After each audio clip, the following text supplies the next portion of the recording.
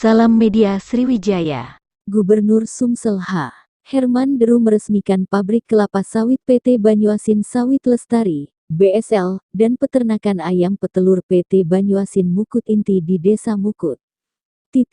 Turut hadir anggota DPRD Provinsi Sumsel Muhammad Yaser Se, pemilik PT Banyuasin Sawit Lestari Awilau SE, para kepala OPD di lingkungan Provinsi Sumsel dan para kepala OPD Kabupaten Banyuasin.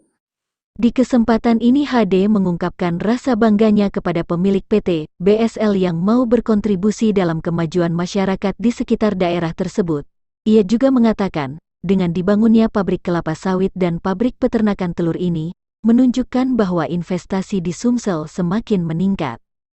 Setelah melakukan peninjauan pabrik kelapa sawit, Gubernur Sumsel Haji Herman Deru menuju pabrik peternakan ayam untuk melakukan peninjauan.